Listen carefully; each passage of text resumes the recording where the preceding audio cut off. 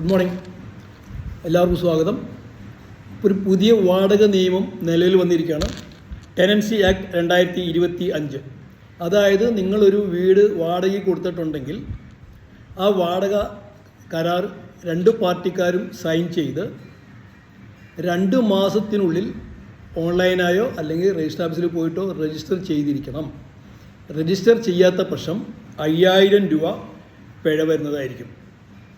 പിന്നെ അതിൽ നമുക്ക് റെൻറ്റ് അഡ്വാൻസ് മേടിക്കാവുന്നത് 2 മാസത്തെ റെൻറ്റ് മാത്രമേ അഡ്വാൻസ് മേടിക്കാൻ പാടുള്ളൂ റെസിഡൻസ് ബിൽഡിങ്ങിന്.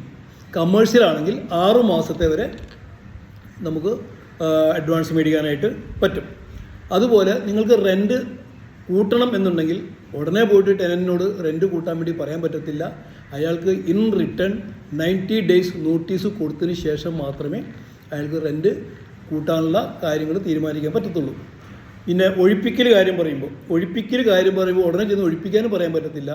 ഒഴിപ്പിക്കണേനും ഈ പറഞ്ഞ പോലെ അയാൾക്ക് സമയം കൊടുക്കണം.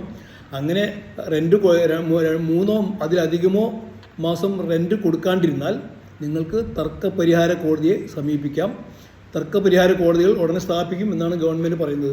അങ്ങനെ 3 അതിലധികമോ മാസം പെൻഡിങ് ഇട്ട് കഴിഞ്ഞാൽ തർക്കപരിഹാര കോടതിയെ നിങ്ങൾക്ക് സമീപിക്കുകയും ആ കോടതി 60 ദിവസത്തിനുള്ളിൽ തീരുമാനം എടുക്കേണ്ടതും ആണ്. പിന്നെ വാടകയ്ക്ക് കൊടുക്കുന്നവർക്കുള്ള ഗുണം എന്താ വെച്ചാൽ TDS 1 കൊല്ലം 2,40,000 രൂപ വരെ കിട്ടുന്നതിന് റെൻറ്റ് കിട്ടുന്നതിന് TDS ഏർപ്പെടുത്തിയിരുന്നു. ആ തുക 6 ലക്ഷമായിട്ട് ഉയർത്തിയിട്ടുണ്ട്. അപ്പോൾ 6 ലക്ഷത്തിന് മേലെ 1 കൊല്ലം പലിശ കിട്ടുന്നുണ്ടെങ്കിൽ റെൻറ്റ് കിട്ടുന്നുണ്ടെങ്കിൽ മാത്രം TDS പിടിച്ചാൽ മതി. ഈ നിയമങ്ങളാണ് ഇപ്പോൾ നിലവിൽ വന്നിരിക്കുന്നത്.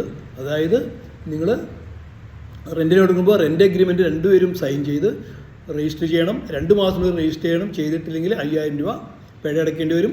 2 മാസത്തെ റെൻറ്റ് അഡ്വാൻസ് ആയിട്ട് മേടിക്കാൻ പാടുള്ളൂ. കമേഴ്ഷ്യലാണെങ്കിൽ 6 മാസത്തെ റെൻറ്റ് വാങ്ങിക്കാം.